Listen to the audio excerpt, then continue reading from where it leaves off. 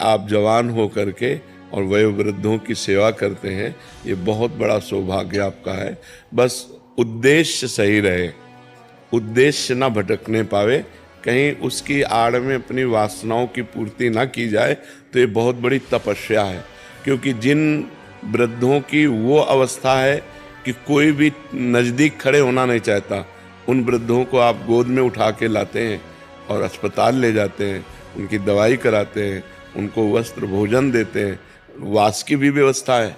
जी गुरुजी, आश्रम shelter home है और आजीवन उनके मृत्यु तक 200 दाह संस्कार मैंने अपने हाथों से किया है। बहुत सुंदर, और क्योंकि आप ऐसा कार्य करते हो, ये बहुत बड़ा कार्य है। आज लोग अपने माता पिता का तो अपमान कर ही रहे हैं, फिर आप दूसरे वयोवृद्धों को, असहायों को, हाथ पैर टूटे हुए को, पागलों को, विक्षेपितों को, जिनको कोई नहीं पूछता है, जो अपन मतलब उनको अपने शरीर की शुद्धि नहीं है, उनको आप सेवा करते हो। बस एक बात ये रहे, स्वार्थ बुद्धि ना रहे, तो यही भगवत प्राप्ति भी करा देगा। क्योंकि परहित सरिस धर्म नहीं भाई, पर पीड़ा सब नहीं अगमाए।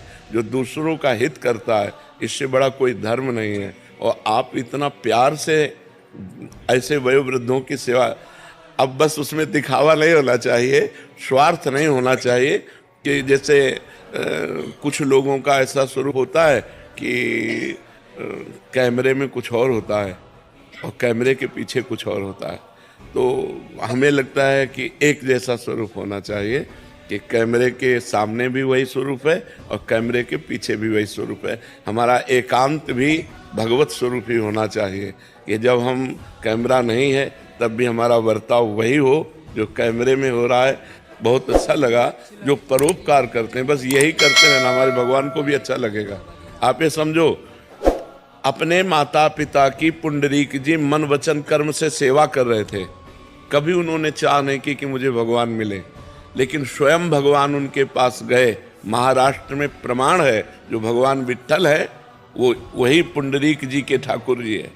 पुंडरीक जी के लिए गए कि तुम माता पिता की सेवा करते हो, मेरे दर्शन कर लो।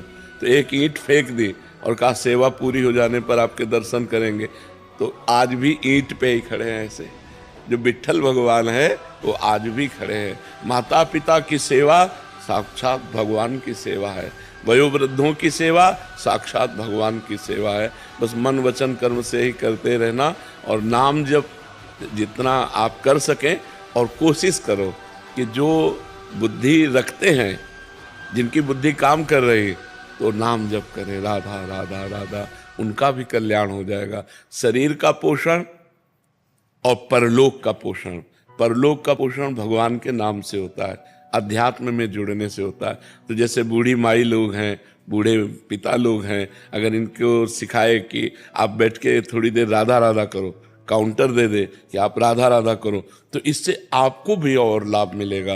जो स्वयं नाम जप करता है और दूसरों को नाम जप कराता है, उसका बड़ा मंगल होता है।